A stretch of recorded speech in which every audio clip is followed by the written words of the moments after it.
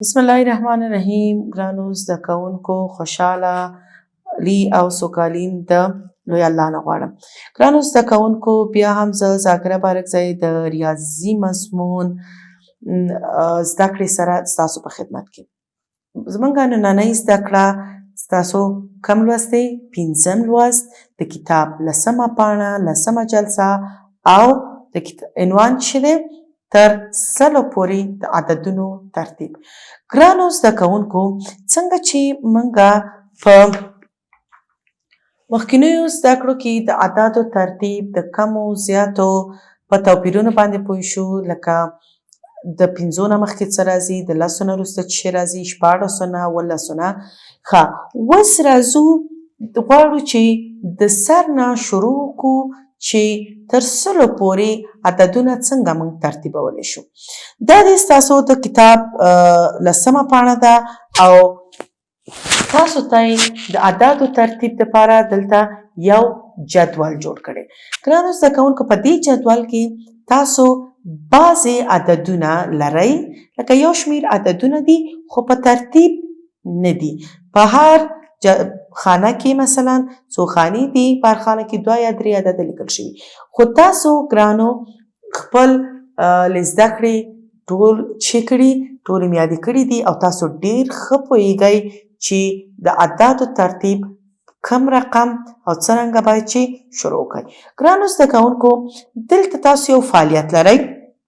دا لیکل شوي چې د فعالیت له یوه ګډون کوونکي سره د کار وکړي او هغه عددونه چې په جدول کې لیکل شوي دي تر 100 پورې بشپړ کړئ.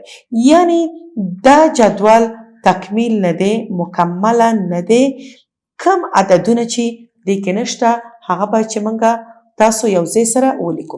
ښه، راځئ ګرانو زده کوونکو، اوس تاسو خپلې کتابچې قلمونه راواخلئ او راځئ چې دا جدول سره یو ځای بشپړ کړو او پوه شو د اعدادو په ترتیب چې د 1 نه 100 پورې موږ څه رقم لیکلی شو.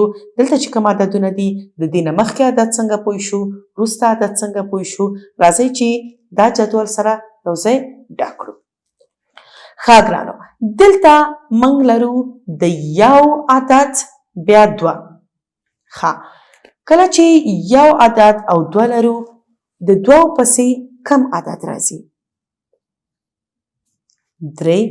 آفرین. ښه، 3 پسې کم راځي؟ 4. 4 پسې 5 6 7. ښه، دلته موږ 8 لرو. 8 نه پس کم یو عدد دی؟ آفرین. 9 10. ښه، بیا دلته موږ چې شي دي تش ځایونه دي. دا څنګه باید ډکو؟ 10 نه بعد کم یو عدد راځي؟ ښه، موږ وویل چې کله 10 پوره شو بیا د 0 خوا کې همدغه شان 1 2 د 0 پر ځای 1 2 3 4 5 9 پورې چې کو ډیریږي. دلته اوس چې دی 11. بیا راځو 12 14 14 موږ دلته لرو. دلته به چې راشي 15 14 شته 18 18 19 دلته به چې شي 20. ښه، 20 پسې اوس بیا دلته موږ چې لرو 2 او 0. 0 پسې بیا چې راځي؟ بیا 1 نه شروع کیږي، لکه 21. دلته موږ 22 لرو 23 24 آفرین 25 26 28 28 29 او 10. ښه، اوس دلته بیا 10 شو، بیا باید چې شروع کړو سر نه، لکه 11 22. دلته موږ 30 لرو. د 30 نه وروسته چې راځي؟ 40 15 شپږ 20 موږ دلته لرو. دلته به چې راشي 18 بیا 19 او دلته 40. ښه، اوس دلته بیا هم 0 شو. راځئ چې د 40 خانه بشپړ کړو. لکه 41 42 43 44 45 46. دلته بیا هم موږ 40 لرو، منځ کې یو خانه تشه ده، بیا 49 لرو. د 49 او د 40 ترمنځ کم عدد راځي؟ په دې باید پوه شو چې یعنی د 40 نه یو عدد جیت او د 49 نه یو عدد ټیټ یا کم یو دی؟ آفرین 48 49 50. ها 51 52 53 موږ دلته لرو. اوس راځو شته 54 55 56 57 58 59 او 60. ښه دلته بیا موږ 60 لرو 62 لرو. د 60 او د 62 ترمنځ څه شی راځي؟ یعنی د 62 نه یو عدد کم یو دی هغه 61. آفرین 62 دلته لرو. اوس راځي 63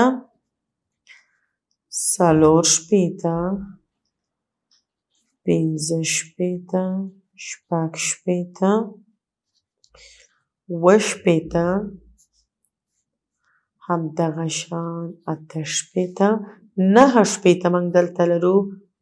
پس د دې نه څه راځي؟ 80. ښه اوس 81 82 83 څلورویا 50 موږ لرو.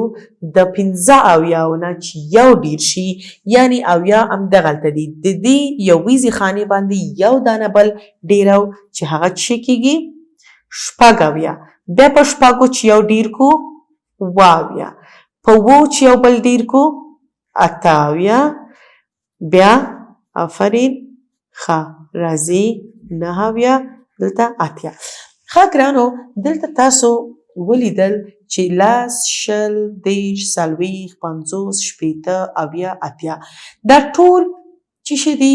همدغه عددونه دي، خوا کې یو صفر دی چې دلته تاسو که غواړئ چې دا بیرته بشپړ کړئ لکه 10 دي، دلته چې صفر دی بیرته د صفر خوا کې 1 2 3 4 5 6 7 9 پورې. کله چې 9 پورې ډیر کړل لکه دلته 19 بیا باید چې لسیزه خانه بدله کړئ. چې کله 9 شو لسیزه خانه باید ډیره کړئ چې دلته څه شو؟ 60. ښه همدا شان کله چې 60 شو دلته د دوو خوا کې صفر شو، بیا 1 2 3 بیرته شروع کوئ تر 9 پورې د دې خوا کې لیکئ. 9 نه بعد ځکه موږ بل عدد چې دلته نه لرو، 9 نه بعد چې بیا لسیزه خانه ډیروئ لکه دلته 20 دي بیا څه شي؟ 10 یعنی د دوو په ځای به 3 راځي. کله چې د 10 خانه 9 پورې مکمله شوه لکه 9 10 ته ورسېده بیا باید لسیزه خانه تغییر وکړي څه شي؟ 40. ښه اوس موږ 80 پورې راغلي، بیا کله چې دا 80 شو بیرته باید چې همدغه یو نه شروع شي د دې صفر پر ځای 1 2 3 لکه څنګه چې تاسو ګورئ 80 یعنی د 8 خوا کې یو لیکل شوی. اوس 8 خوا کې باید 2 لیکل شي چې دا څه دی؟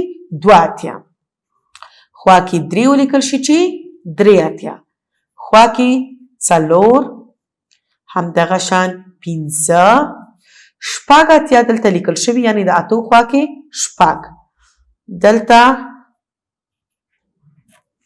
ښی و اتیا اته اتیا 9 اتیا. کله چې 9 اتیاو ته ورسېدو بیا دلته د 9 نه بعد بل موږ که بل عدد نه لرو. اوس باید لسیزه خانه ډیره شي. کوم عدد باید ولیکو؟ آفرین 90. لسیزه خانه ډیره شوه چې شو 90 شو. اوس 91 92 93 94 95 شپږ 90 اووه 90 اته 90 او 9 وي. ښه ګرانو کله چې دام 9 شو دام 9 شو اوس باید چې شي بیرته راځو دې خانې ته او صفر سره چې دلته زمونږه سلیزه خانه چې کېږي شروع کېږي. اوس ګرانو زده کوونکو راځو دې لاندې پوښتنو ته به چې ځواب ورکړو. ښه اوله پوښتنه ده چې کوم عدد له 15 څخه د 1 په اندازه زیات دی؟ ښه 15 چیرته دي؟ دلته. د 15 نه چې یو دانه ډېر شي کوم یو عدد دی؟ آفرین 14. ښه دلته کوم عدد له 15 څخه د 1 په اندازه کم دی؟ دلته موږ 15 لرو که 15 نه یو دانه کم کو څو کېږي 14 که یو دانه ډېر کو 15. ښه که 15 نه یو کم شي 14 که یو زیات شي 14. ښه دلته څو راځي 15 نه یو کم 14.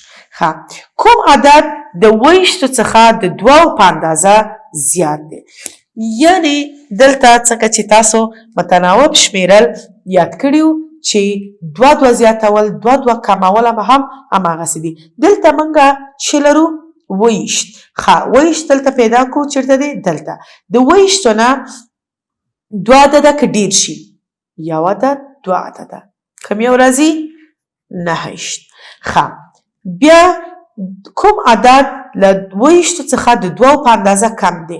بیا 20 دلته پیدا کو 1 2 15 چې شي دي د 20 څخه د 2 په اندازه کم دی.